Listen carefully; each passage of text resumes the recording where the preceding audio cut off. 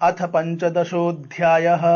श्रीभगवानुवाच ऊर्ध्वमूलमधः शाखमस्वत्थं प्राहुरव्ययम् छन्दांसि यस्य पर्णानि यस्तं वेद स वेदवित्। श्री भगवान बोले, आदि पुरुष परमेश्वर रूप मूल वाले और ब्रह्म रूप।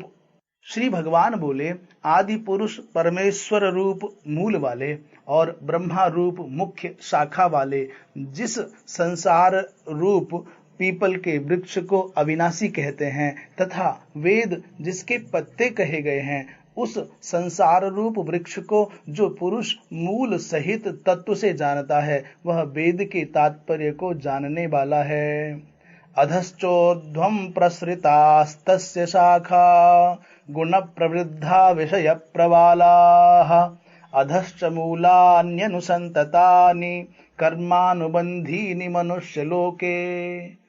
उस संसार वृक्ष की तीनों गुणों रूप जल के द्वारा बढ़ी हुई एवं विषय भोग रूप कोपलों वाली देव, मनुष्य और तिर्यक आदि योनि रूप शाखाएं नीचे और ऊपर सर्वत्र फैली हुई हैं तथा मनुष्य लोक में कर्मों के अनुसार बांधने वाली अहमता, ममता और वासना रूप जड़ें भी नीचे और ऊपर सभी लोकों में व्याप्त हो रही हैं।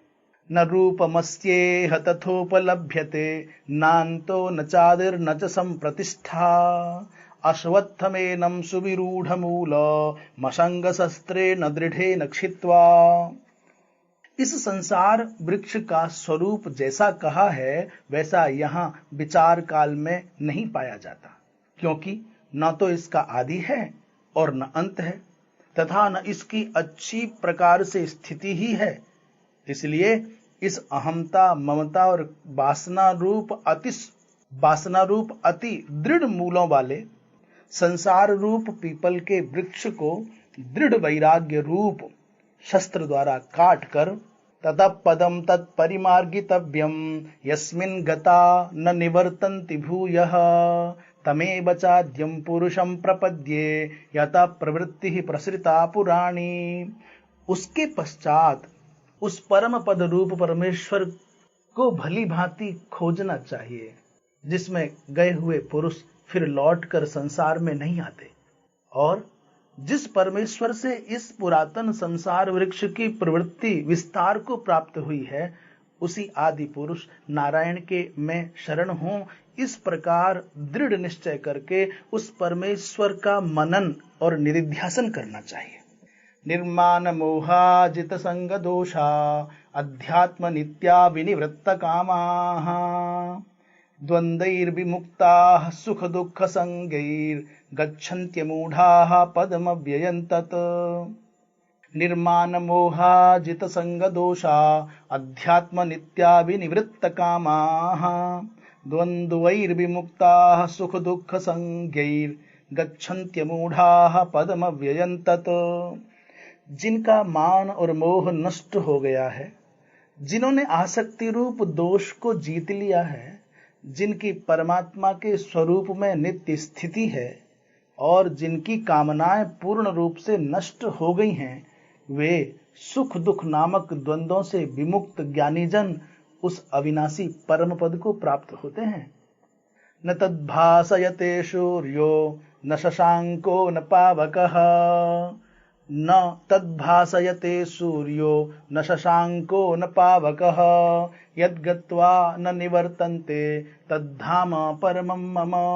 जिस परम पद को प्राप्त होकर मनुष्य लौटकर संसार में नहीं आते, उस स्वयं प्रकाश परम पद को न सूर्य प्रकाशित कर सकता है, न चंद्रमा और न अग्नि ही, वही मेरा परम धाम है।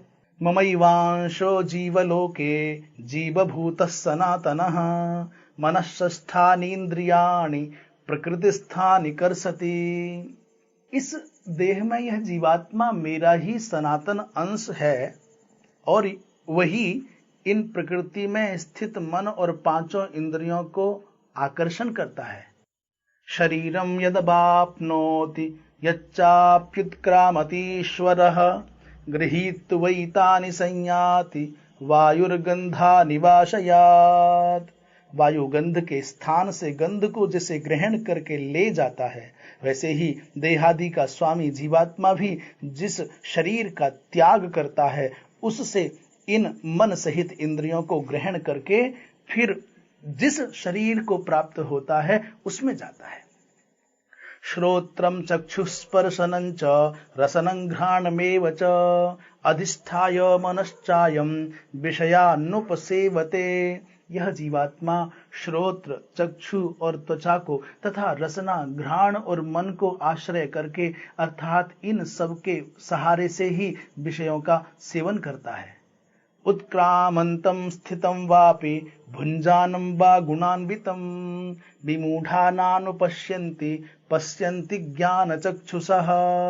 शरीर को छोड़कर जाते हुए को अथवा शरीर में स्थित हुए को अथवा विषयों को भोगते हुए को, इस प्रकार तीनों गुणों से युक्त हुए को भी अज्ञानी जन नहीं जानते। केवल ज्ञान रूप नेत्रों वाले विवेकशील ज्ञानी ही तत्व से जानते हैं। यतन्तो योगिनश्चैनं पश्यन्त्यात्मन्यवस्थितं यतन्तोऽप्यकृतात्मानो नैनं पश्यन्त्यचेतसः। यतन्तो योगिनश्चैनं पश्यन्त्यात्मन्यवस्थितं यतन्तोऽप्यकृतात्मानो नैनं पश्यन्त्यचेतसः। यत्न करने वाले योगी जन भी अपने हृदय में स्थित इस आत्मा को तत्व से जानते हैं, किंतु जिन्होंने अपने अंतःकरण को शुद्ध नहीं किया है, ऐसे अज्ञानी जन तो यत्न करते रहने पर भी इस आत्मा को नहीं जानते। यदादित्यगतं तेजो जगद्भासयतेऽखिलं यच्चन्द्रमसि यच्चाग्नौ तत्तेजो विद्धि मामकम्। सूर्य में स्थित जो तेज संपूर्ण जगत को प्रकाशित करता है तथा जो तेज चंद्रमा में है और जो अग्नि में है उसको तू मेरा ही तेज जान। गामाविश्य च भूतानि धारयाम्यहमोजसा पुष्णामि चौषधीः सर्वा सोमो भूत्वा रसात्मकः। और मैं ही पृथ्वी में प्रवेश करके अपनी शक्ति से सब भूतों को धारण करता हूं और रसस्वरूप अर्थात अमृत में चंद्रमा होकर संपूर्ण औषधियों को अर्थात वनस्पतियों को पुष्ट करता हूं।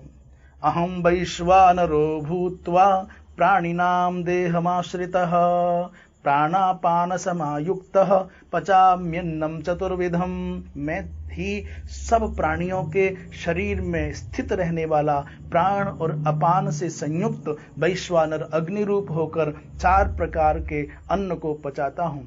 सर्वस्य चाहं हृदि सन्निविष्टो मत्तः स्मृतिर्ज्ञानमपोहनं च वेदैश्च सर्वैरहमेव वेद्यो वेदांत कृत वेद विदेव चाहम्। मैं ही सब प्राणियों के हृदय में अंतर्यामी रूप से स्थित हूं और मैं ही सब प्राणियों के हृदय में अंतर्यामी रूप से स्थित हूं तथा मुझसे ही स्मृति, ज्ञान और अपोहन होता है और सब वेदों द्वारा मैं ही जानने के योग्य हूं तथा वेदांत का कर्ता और वेदों को जानने वाला भी मैं ही हूं। द्वाविमौ पुरुषौ लोके क्षरश्चाक्षर एव च क्षरः सर्वाणि भूतानि कूटस्थोक्षर उच्यते। इस संसार में नाशवान और अविनाशी भी ये 2 प्रकार के पुरुष हैं। इनमें संपूर्ण भूत प्राणियों के शरीर तो नाशवान और जीवात्मा अविनाशी कहा जाता है। उत्तमः पुरुषस्त्वन्यः परमात्मेत्युदाहृतः यो लोकत्रयमाविश्य विभर्त्यव्यय ईश्वरः। इन दोनों से उत्तम पुरुष तो अन्य ही है जो तीनों लोकों में प्रवेश करके सबका धारण पोषण करता है एवं अविनाशी परमेश्वर और परमात्मा इस प्रकार कहा गया है। यस्माक्षरमतीतोऽहमक्षरादपि चोत्तमः अतोऽस्मि लोके वेदे च प्रथितः पुरुषोत्तमः।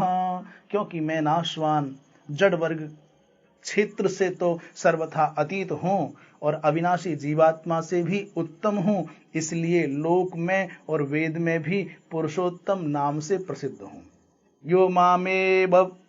यो मामेवमसम्मूढो जानाति पुरुषोत्तमम्। यो मामेवमसम्मूढो जानाति पुरुषोत्तमम्। स सर्वविद् भजति मां सर्वभावेन भारत। भारत, जो ज्ञानी पुरुष मुझको इस प्रकार तत्व से पुरुषोत्तम जानता है, वह सर्वज्ञ पुरुष सब प्रकार से निरंतर मुझ वासुदेव परमेश्वर को ही भजता है। इति गुह्यतमं शास्त्रमिदमुक्तं मया नघ, एतद् बुद्ध्वा बुद्धिमान् स्यात् कृतकृत्यश्च भारत।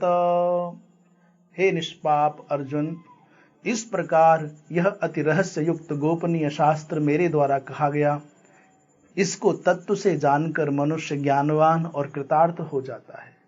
ओम तत्सद इति श्रीमद्भगवद्गीतासूपनिषत्सु ब्रह्म विद्यायां योगशास्त्रे श्रीकृष्णार्जुन संवादे पुरुषोत्तम योगो नाम 15 अध्यायः।